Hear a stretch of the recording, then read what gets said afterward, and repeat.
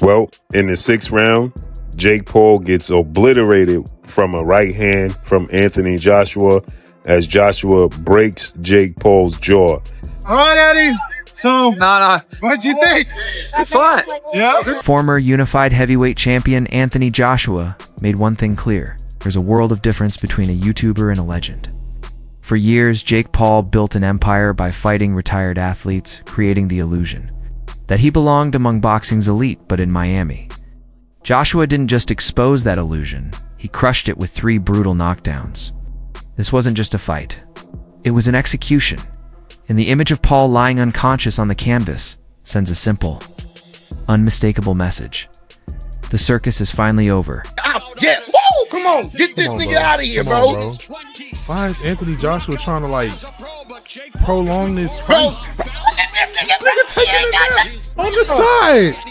Finish it, bro. Come on, bro. That's it, bro. That's it, bro. This is getting sad. Ending thrilled boxing purists because of the disrespect Joshua faced before the fight forced. To walk out first while Paul's camp treated him like the underdog and turned the ring into a spectacle with 6-9.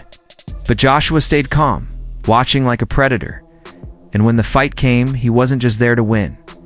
He was there to make a statement. 6 years ago, with a first-round knockout, the former Disney star hopes to foster a fairy tale ending. When round 1 began, the difference in class was clear, but not as casual fans expected.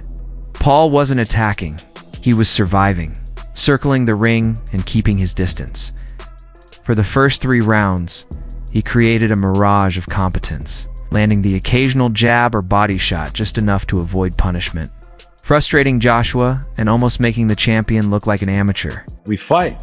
We're licensed to kill.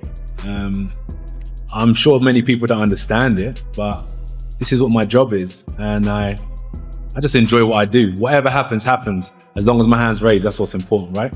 Respectfully. That's just the mentality we have to have as fighters. I don't know if any other fighter thinks that way. Maybe they're a bit more tamed. But the things I watch and the way my mind works, when you're in that ring, it's a dangerous place to be and anything can happen. And you hope your opponent leaves the ring safely, but if they don't, you know, you still have to go to bed at night knowing that you just done your job. The danger of fighting someone like Paul is his survival instincts. And in rounds 2 and 3, Joshua's frustration grew as Paul kept moving, clinching, and taunting, landing only light shots that barely fazed him. But by round 4, the playful illusion vanished. Joshua switched to boxing, landing a stiff jab that shook Paul's confidence, forcing him to flop and cling to anything for relief. By round 5, the dam broke. Joshua landed a devastating uppercut that immediately shook Paul, followed by an overhand right that sent him crashing to the canvas for the first official knockdown. All 3 of 5 in round 3. Joshua 7 of 25. There's a jab from Joshua. Was it frustrating for you to watch? No, I mean, maybe, like, obviously, when someone's moving like that, like, it's going to take you a while to get hold of them. And when they're rugby tackling you, but he had to do what he had to do to survive. And he did that. So, you know, it's very difficult to go in like, you know, out of the ring for 14 months and just be razor sharp with a guy running. And so, yeah, probably 2 or 3 rounds more than expected.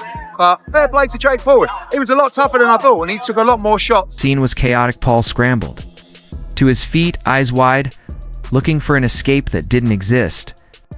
He tried to run, even turning his back, but Joshua hunted him down, landing another crushing right hand that sent him down against knockdowns in a single round.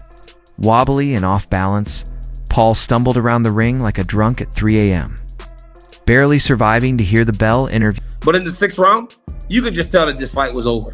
You knew that Anthony Joshua was going to eventually land something that hurt Jake Paul. And you know how you know the boxing world wanted it to be brutal? Because Rosendo was sitting here and he goes, I hope he gets knocked out bad. He didn't want him to get TKO'd. They wanted Paul to get absolutely destroyed. And honestly, that right hand, oh my God, he took all of that right hand.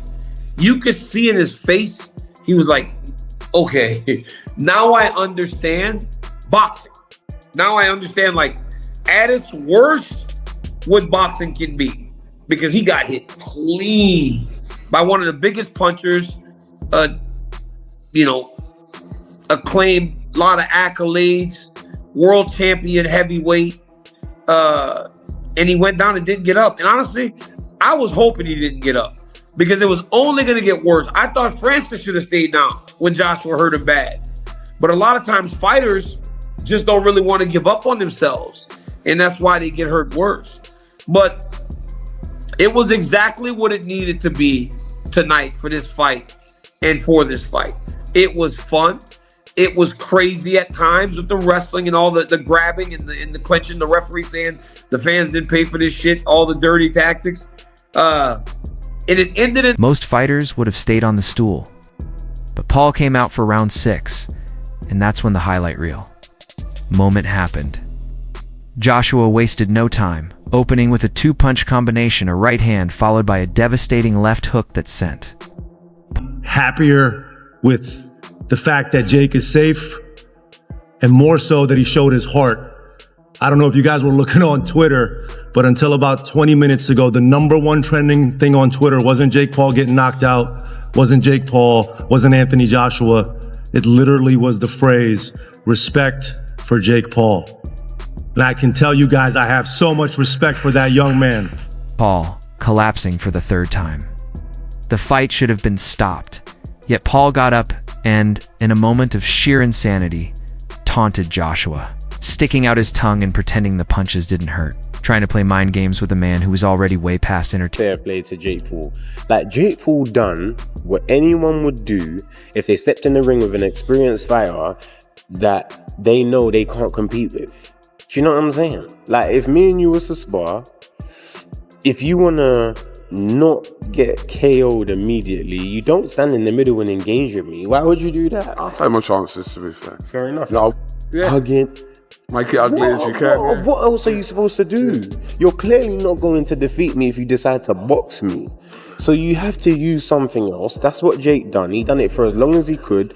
He realized AJ's strong. I'm not going to battle with him in the clinch. I'm just going to drop to the ground. As I've said, my guy, as I've said, that referee, he refereed Jake and Anisson Gibb. He knows that ref. He thought that ref would allow him. In his mind, you see when you're the A side and you ain't seen the dirty side of boxing, you think that everything and everyone around it's in your favor. He thought that referee was going to let him keep falling, pick him up, just dust off his gloves and continue the fight. When the referee said to him, bro, stop doing that, he was thinking, oh my God, even the ref that knows me, yeah, is on me. AJ's on me. My corner's on me. The ref's on me. I'm getting tired. This guy's strong. Like, that is literally what happened. But who could blame him though?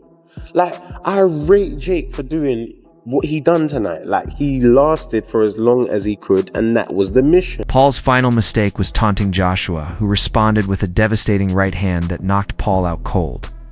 The referee immediately stopped the fight.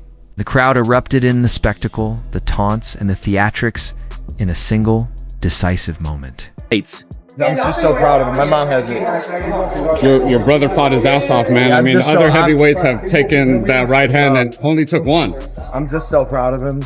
That was incredible. In my view, that was a victory on all fronts. Right.